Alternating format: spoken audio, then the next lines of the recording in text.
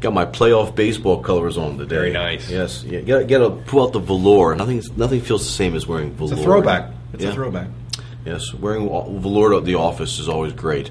We'll get into talking some baseball in the playoffs with the Phillies making the postseason 2 years in a row in a few minutes. But first, you are the beat writer for the Penn State Indy Lions. So we filmed this on a Tuesday, and you listened to the press conferences with Joe Paterno and also the Purdue before we got here to start taping.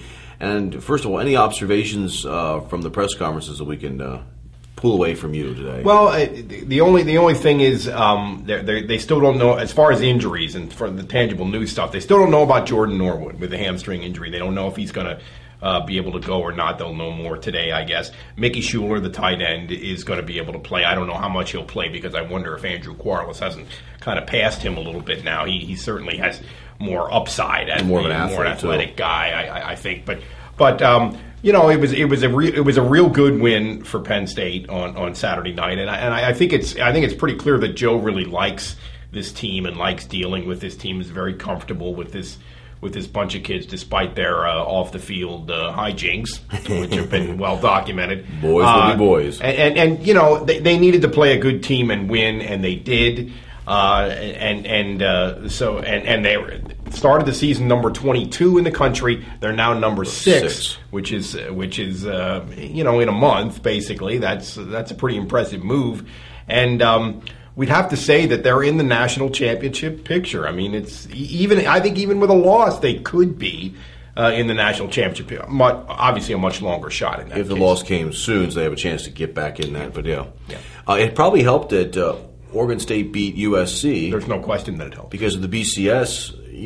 Strength of opponents plays a factor in that, and that really helped not only Penn State's but the conference rank, which ends up being a factor in these computer rankings that are part of the BCS formula.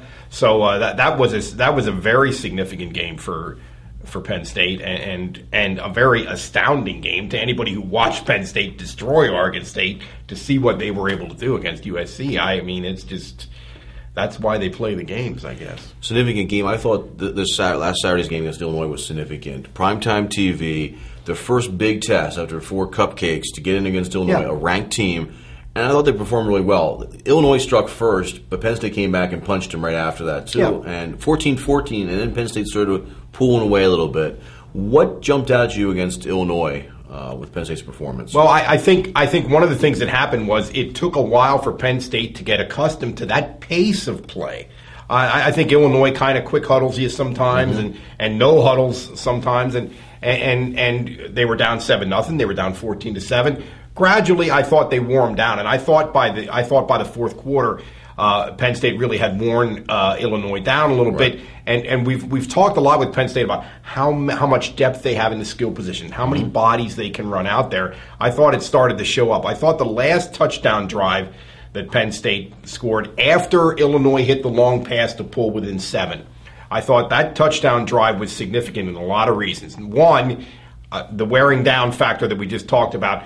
2, the aggressiveness of the play calling. In the past, there's no question in my mind that Joe has gone into a shell with a lead in the fourth quarter, and he knows that he can't do that with this team and against that opponent. So I thought that drive was terrific in a lot of ways. Offensive line blew Illinois off the ball. Darryl Clark was terrific when he had to be in that drive. That drive, to me, was the key. Was the most significant thing to take from that game. What kind of things, as we look ahead now for Purdue this weekend, what impresses you the most about the Boilermakers? Very good quarterback, Curtis Painter. He's a kid who's been playing for 4 years. He's got big career numbers. Actually, a couple weeks ago, he was playing badly enough that his coach came up to him and said, "Hey, you got one more series. You better perform or we're taking you out of the game." Wow. I just asked him about that when I was upstairs on the press conference, and he said, well, our offense, we expect to move the chains, and if you're not doing it, nobody has to tell you that there's a chance you're coming out of the game. You know it, and he did play much better after that. He's a dangerous guy. I don't think I think Purdue has a lot of trouble stopping the run. I think Penn State's going to be able to do a lot of do everything that they normally do offensively. Could be a big game for Royster, is what you're saying? Absolutely. Maybe a little underrated.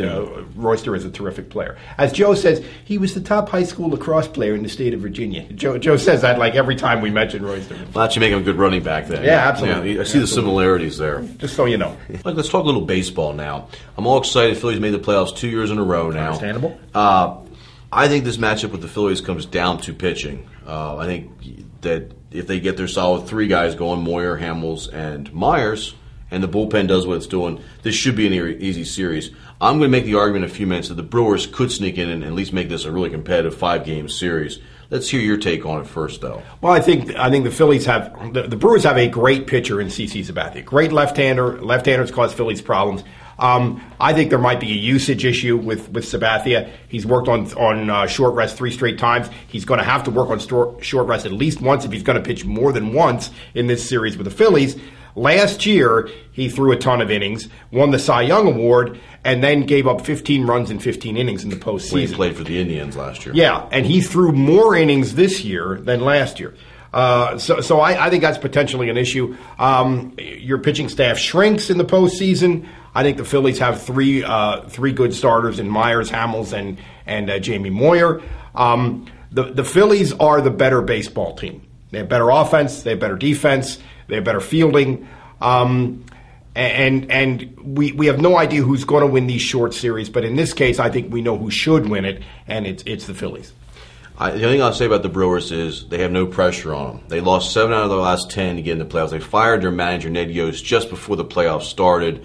This is a team that can just go and be loosey-goosey. It's the first time they made the playoffs since '82 with Ben Ovalby and Cecil Cooper and those guys.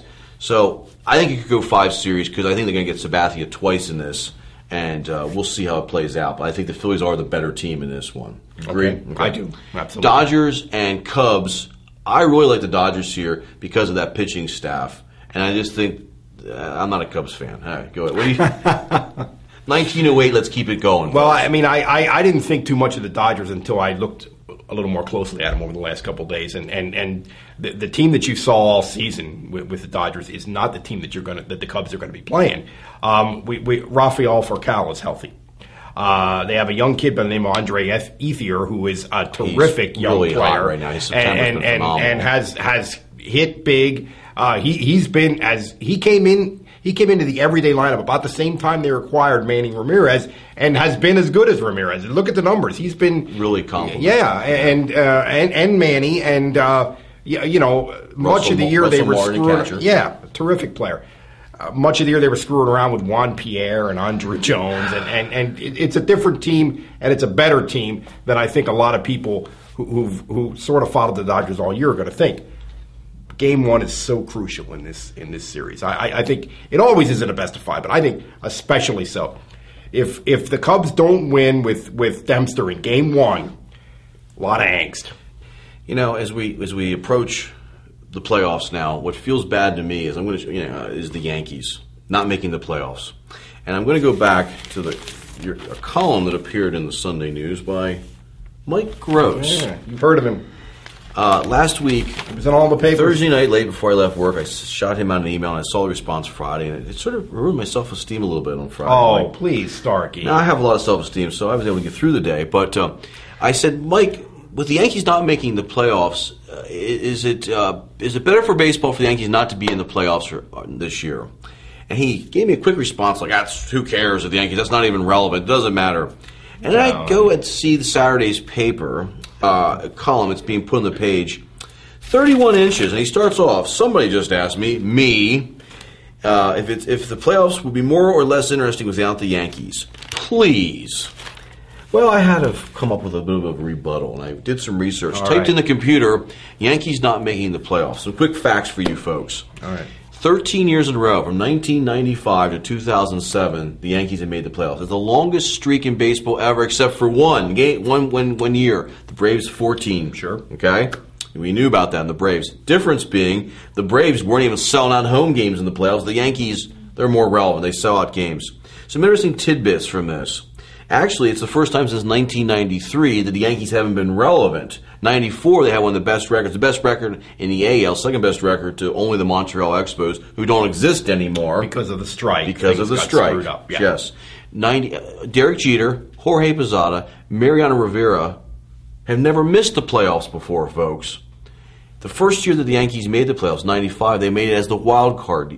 That was the first year there was a wild card. So that's significant in baseball history. Also, Donnie Mattingly, it was the first time he made the playoffs in 95, and he was not as relevant on that team anymore, getting a little older. He only won the playoffs against Seattle and batted .471, Mike. There you go. They lost in a heck of a series to the Mariners. Remember that game up in the Dome? Randy Johnson comes in and out of the bullpen. Heck of a series. Ken Griffey playing for him, a young A-Rod. 95 team that goes on to the wild card comes back in 96. There's the Jeffrey Mayer incident where he reaches across, steals a game from the Orioles, and probably not just that game but the series, and the Yankees going to win the first of 4 World Series. The Yankees also during this stretch were in 2 more World Series during this time. So that's 4 wins, 2 Quite losses. a dissertation you're putting together here, Starkey. All Do memorized. it, big fella. Tell it on the mountain. Historically, 13 straight, as I said, only the Braves of 14. Interesting enough, the Braves and the Yankees of the 1990s, 2000, are akin to the Yankees and Dodgers of the 70s and early 80s, and it's also the Yankees and Dodgers of the late 40s and 50s, and the Yankees and the Cardinals of the late 20s, and the Yankees and the Giants of the early 20s. What am I getting at here? The point is, every time that the Yankees have gone on a serious run, there's a National League team that is a counterpart to them. So it's been interesting. Every time the Yankees have been relevant, there has been a team in the National League that has also been relevant. Sort of a fun little historical marker for you with baseball. Wow. TV ratings. You mentioned that in your column, TV ratings. Did you know that in 2001, when the Yankees played the Diamondbacks in the World Series, they had the highest rating, 23 million people tuned in a 10-year span. They had the highest rating at that time. 23 million people turned in. Why? Well, it's the Yankees and it's relevant. It was also, right after September 11th, I think the world was focused on New York City. And New York City is the biggest, most popular city in the world. And there's also all the history. Talking about money now. According to a study commissioned by the New York Post, says that New York City will miss out on $141 million this year, Mike, by not making the playoffs. Where do they get this from? Well, let's go back to 2000 in the Subway Series against the Mets. They generated $192 million that year. So there is money to be at stake as well. So that's my little point with that. Last segment we're doing is the Sixers. Yeah, Sixers. Set me up for that now. Well, you actually went out and did a little sports journalism yesterday, like the Sixers Media Day. I did. And people are excited about the team. So what was that like? Very excited. I'm excited about the team. You know, as you mentioned last week, you love baseball and you're partisan to the Phillies. I am a huge basketball fan, probably my favorite sport, and I'm a Sixer fan. And where my passion started was actually 82, 83 when they won the title. Now, I didn't jump on the bandwagon. I liked them from the very beginning of the year. I went to Franklin and Marshall, saw Moses Malone, Mark Iavaroni. I mentioned that because who is this Iavaroni guy? But I've been following the team ever since. So I love media days. I love the beginning of a training camp because the training camp used to be in our own backyard here. But it was at the Wachovia Center. It was an easy day. It was our day off. I said, I'll go down. I got a credential, did some interviews. Some fun observations. One, I asked Samuel Dallenberg, what are his expectations for this year? And he says, I'm going to make the All-Star team. And this perked up some of the media around because they're like, what? And I said, they don't run a set play for you. How are you going to make the All-Star team? And he thinks all the second chances he's going to get, the double teams are going to go to Eldon Brand, the big offseason signing, is going to open things up for him even more. So I'm excited to see if he can fulfill his potential. It's great that he thinks that. It's not going to happen. He cited Ben Wallace, and I thought his game is similar to Ben Wallace. That makes some sense. But, I mean, if the Sixers are going to be good, Iguodala's going to be good, Brand's going to be good, I mean, they're not going to have 3, 4, 5 Sixers on the All-Star team. It's happened before. We've had that many Sixers. 82-83 team had 82-83 team is one of the Celtics best. had that many. One of the best 10 teams in the history of the sport. The Sixers are not going to be. If the Sixers start off strong, they'll get a lot more exposure. It possibly could happen. Not that many good centers in the East either. Well, I hope I'm wrong. Other observations.